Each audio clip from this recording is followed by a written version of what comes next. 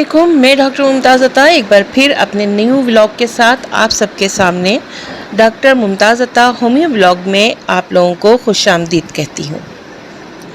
दोस्तों, आज हम जिस मौजू पर बात करने जा रहे हैं वो स्टमक से रिलेटेड है और डाइजेस्टिव सिस्टम से रिलेट करती है। हम आज बात करेंगे फूड पॉइजनिंग पर, लेकिन इससे पहले मैं आपको याद दिला दूं कि अगर आपने अभी तक मेरा चैनल सब्सक्राइब नहीं किया है तो काइंडली मेरे चैनल को सब्सक्राइब कर लीजिए, व्लॉग को लाइक कीजिएगा और अपने फैमिली एंड फ्रेंड सर्किल में ज़रूर शेयर कर दीजिएगा ताकि मेरी बताई जाने वाली इन्फॉर्मेशन आपके तवज्जुह से बहुत से लोगों तक पहुंच सके। तो आइए हम अपना आज का व्लॉग स्टार्ट करते हैं। फूड पॉइजनिंग की अगर मैं सिंपल वे में कोई डेफिनेशन आपको बताना चाहूँ तो बस यही है कि अगर कोई ग़िज़ा खाने के 24 घंटे के अंदर अंदर हमारी छोटी आंत में ख़राबी ज़ाहिर हो तो इस हालत को फूड पॉइजनिंग का नाम दिया जाता है।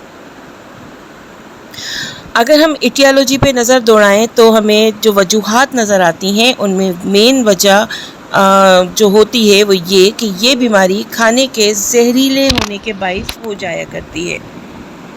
बासी खाने के बाइस अक्सर फूड पॉइजनिंग हो जाती है और जो सबसे मेन रीज़न हम मुशाहिदा करते हैं वो ये है कि अगर हम बाहर के खाना खाने के आदी हैं और अक्सर औक़ात देखा गया है कि ये खाने बहुत ज़्यादा सफाई से नहीं बनाए जाते तो उन खानों की वजह से भी फूड पॉइजनिंग का शिकार हो जाया करते हैं पेशेंट्स। नेक्स्ट, अगर इस मर्ज़ में हम देखें कि इसकी सबब क्या होता है तो सबसे बड़ा जो सबब होता है वो एक बैक्टीरिया होता है जो कि बासी खानों में या पॉइजनस फूड में अक्सर पैदा हो जाया करता है और फूड पॉइजनिंग का सबब बनता है। हम ये भी कह सकते हैं कि कोई ऐसी चीज़ खाने से जिसके अंदर केमिकल की मिक़दार ज़्यादा हो तो भी फूड पॉइजनिंग हो जाती है। इसके अलावा अगर बेकरी आइटम्स हों या कोई ऐसा खाना जिसमें फफूंद लगी हुई हो और हम एक्सीडेंटली उसको खा लिया जाए तो भी फूड पॉइजनिंग हो सकती है।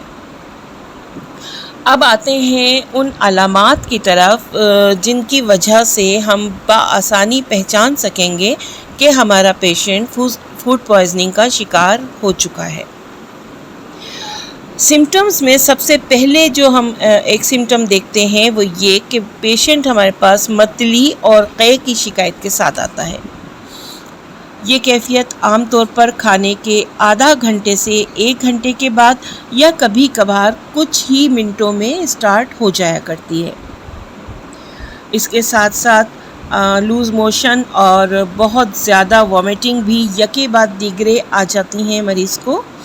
पेट में शदीद दर्द होता है, मरीज़ अपने अंदर शदीद कमज़ोरी महसूस करता है और वॉमिटिंग और डायरिया मीन्स के लूज़ मोशन की वजह से जिस्म में पानी की कमी का शिकार हो जाता है मरीज़ और डिहाइड्रेशन का शिकार होकर वो अपने अंदर बहुत ज़्यादा वीकनेस फील कर रहा होता है।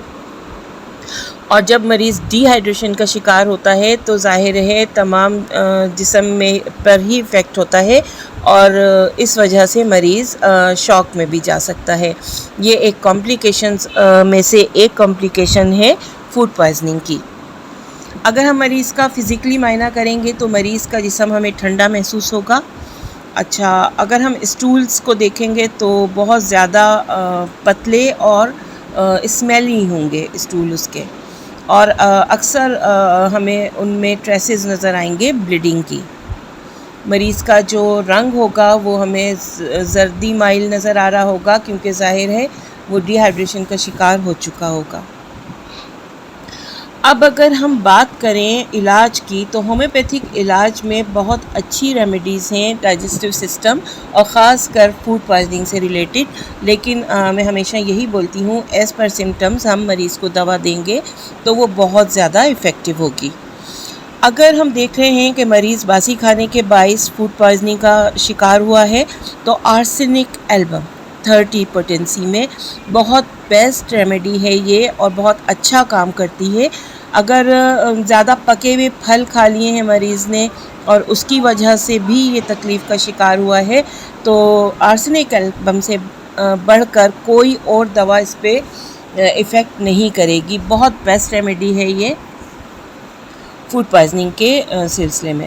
اچھا، اس کے علاوہ ہم کاربوویج 30 کو اگر اسٹڈی کریں تو باسی میٹ کھانے کی وجہ سے اگر متلی، قے اور موشن اسٹارٹ ہو جائیں تو سب سے بیسٹ ریمیڈی ہم جو دے سکتے ہیں صورتحال میں وہ کاربوویج 30 ہوگی.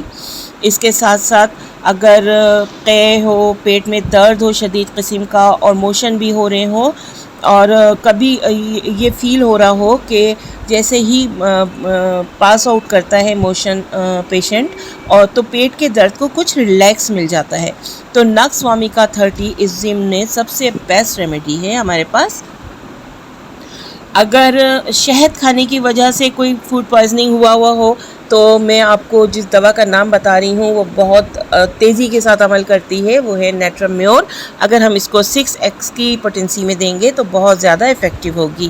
اسی طرح سے بعض اوقات چاکلیٹس یا مرغن کھانے کی وجہ سے مریض فوڈ پوائزننگ کا شکار ہو سکتا ہے تو پلساٹیرا 30 کو اسٹڈی کیجئے، بہترین ریمیڈی ہے اس ضمن میں. اس کے ساتھ ساتھ اگر مریض کو سردی لگ رہی ہے، ماتھے پہ ٹھنڈے پسینے آنے لگے ہیں اور تمام جسم بالکل برف کی مانند ٹھنڈا ہو رہا ہے لیکن اندر سے مریض اپنے اندر گرمائش یا ہیٹ محسوس کر رہا ہے تو آپ وریٹم البم کو ضرور اسٹڈی کریں. 30 پوٹنسی میں یہ بیسٹ ریمیڈی ہے ان سمٹمز کی لیے جو کہ میں نے آپ کو ابھی بتائے. یہ تو تھا کچھ ہومیوپیتھک ریمیڈیز کے متعلق جو میں نے آپ کو فوڈ پوائزننگ سے ریلیٹڈ بتائیں، لیکن اب یہاں میں ضرور کچھ ان ہدایات کا ذکر کرنا چاہوں گی جو ایسے مریضوں کے لیے ہمیں مد نظر رکھنی چاہیے. سب سے پہلے تو فوڈ پوائزننگ کے مریض جو شکار ہیں ان کا کھانا پینا بالکل بند کر دینا چاہیے تاکہ معدے پہ بوجھ کم ہو اور ڈائجسٹیو سسٹم اپنا ورک اسٹارٹ کرنا شروع کریں. جیسے ہی ہم برڈن ڈالنا معدے پہ کم کریں گے اور کھانا پینا اسٹارٹ کرنا بند کریں گے مریض کا تو علامات غائب ہونے لگیں گی اور مریض کو بھوک لگنے پر آہستہ آہستہ جب ہم نرم غذائیں کھلائیں گے تو وہ بہت زیادہ فائدہ مند ثابت ہوگی. اسی طرح سے پانی کی اگر بہت زیادہ کمی ہو جائے تو مریض کو ہم سجیسٹ کر دیں کہ آپ ڈرپ لگوا لیں اور اس سلسلے میں ہمیں کسی ایلوپیتھک ڈاکٹر سے رجوع کرنے کا مشورہ دینا چاہیے تاکہ وہ ڈی ہائیڈریشن کا شکار نہ ہو سکے. اور اگر ہم دیکھ رہے ہیں کہ مریض کو بہت زیادہ فوڈ پوائزننگ ہو گئی ہے تو ایک اور احتیاطی تدابیر جو ہمیں کرنی ہے وہ یہ کہ ہم مریض کو ڈائریکٹ پانی نہیں دیں گے بلکہ آئس کیوب دیں گے تاکہ وہ منہ میں رکھ کے چوسے اور پانی کی کمی بھی اس کی دور ہو جائے اور معدے پہ برڈن بھی نہیں پڑے. یہ تھی میری آج کی ولاگ. امید ہے کہ آپ لوگوں کو پسند آئی ہوگی.